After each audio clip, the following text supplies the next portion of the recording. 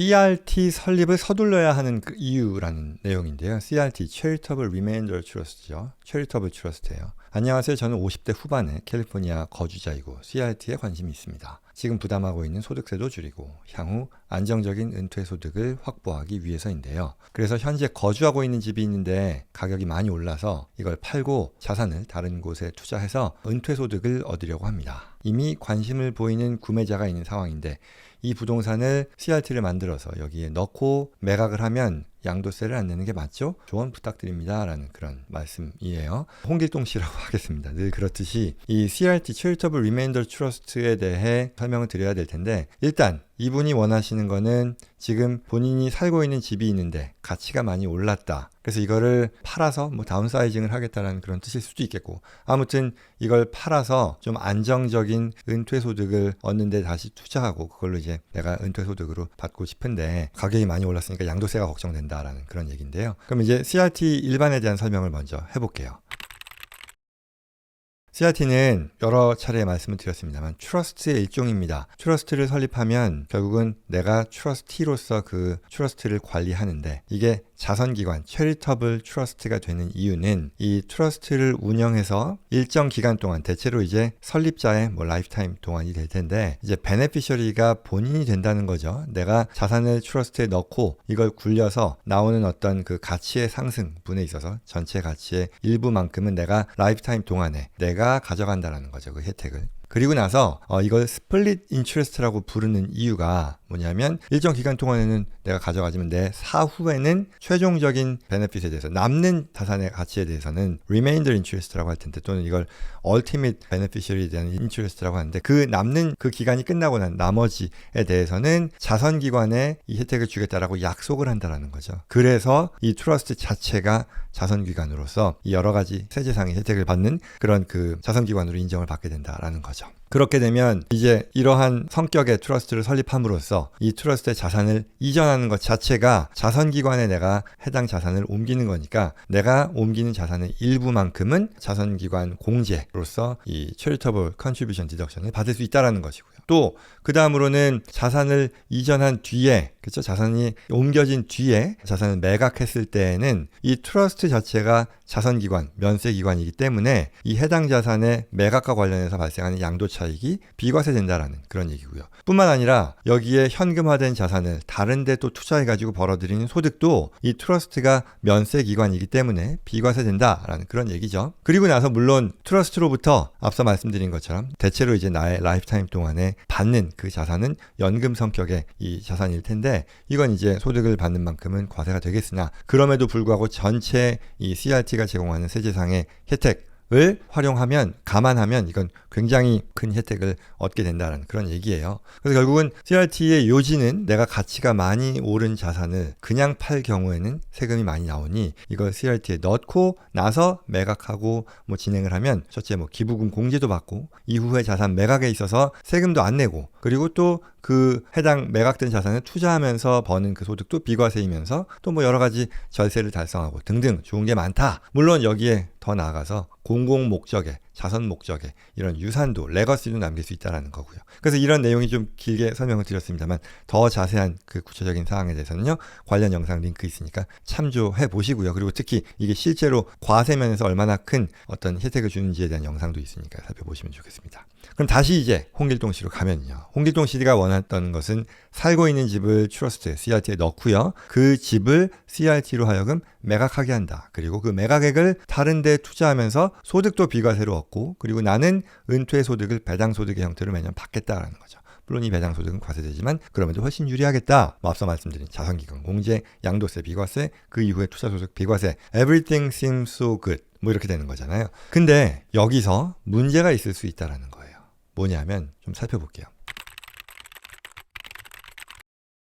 첫 번째는 자기 집을 CRT에 해당 자산으로 넣는 데서 발생할 수 있는 문제가 있고요. 두 번째는 CRT를 세우고 그리고 부동산을 넣고 나서야 바로 파는 문제가 있을 수 있습니다. 즉 이분이 뭐 이미 매수자가 어느 정도 있다라는 그런 얘기를 했잖아요. 그러니까 아마도 금방 팔 것 같은데 충분히 시간을 갖지 않고 바로바로 이러한 거래를 진행했을 때 문제가 있을 수 있다라는 게 두 번째인데요. 이걸 좀 전문 용어를 쓰면 첫 번째, 자기 집을 넣는 문제는 셀프 딜링의 이슈가 있을 수 있다고 얘기하고요. 두 번째 문제는 스텝 트랜잭션의 이슈가 있을 수 있다라고 얘기합니다. 하나하나 살펴볼게요. 먼저 셀프 딜링이라는 건 뭐냐면요. 해당 자선기관과 나와의 거래를 엄격히 금지한다는 그런 뜻이에요. 셀프 딜링, 스스로의 거래 뭐 이런 뜻이니까. 여기서 나라고 하는 건 뭐냐면요.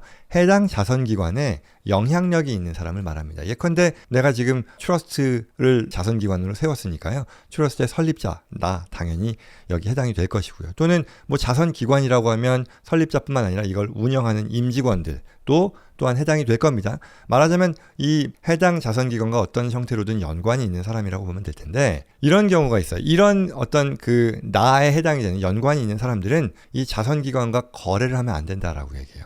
이게 어떤 배경에서 나왔냐면요. 예를 들어 어떤 사람이 가지고 있는 건물이 있다고 쳐요. 근데 그거를 자선기관, 본인의 프라이빗 파운데이션 어떤 자선기관을 세워서 거기에 도네이션을 한다고 치자고요. 그러면 이분은 해당 자선기관에 이 자산을 도네이션하기 때문에 큰 금액의 자선기관 기부금 공제를 받을 수 있을 거예요. 근데 이 사람이 생각을 이렇게 해요. 자선기관에 옮긴 다음에 거기에 테넌트로 들어간다고 쳐봐요. 비즈니스 프로퍼티인데 거기에 테넌트로 본인의 비즈니스의 어떤 그 건물로서 사용한다고 치고요. 자선기관에 대해서 또한 본인이 컨트롤하는 그런 그 영향력이 있으니까 임대료를 굉장히 낮게 받는다라고 쳐요. 그러면 나는 나의 자산을 자선기관에 넣음으로써 기부금 공제도 받고 그리고 그로부터 나의 사익을 위해 그 해당 자산을 활용하는 그런 상황이 되잖아요. 그렇다 보니 IRS는 이와 같은 상황을 막기 위해 셀프 딜링을 금한다라는 그런 규정을 만든 거거든요. 근데 이거는요, 심지어는 적정 가격에 따른 거래를 할 경우에도 strictly prohibited, 그러니까 엄격하게 금지된다는 그런 얘기죠.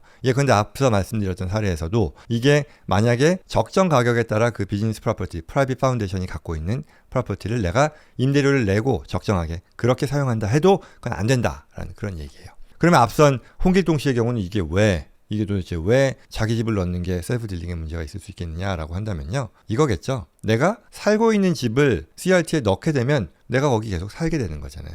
이걸 좀 풀어서 얘기를 하면 이제는 CRT가 소유한 부동산에 내가 임차인으로 들어가서 살게 되는 그런 것으로 해석이 될 여지가 있겠죠. 따라서 내가 살고 있는 집을 CRT에 넣는 것은 안 된다라고 볼 수 있겠죠.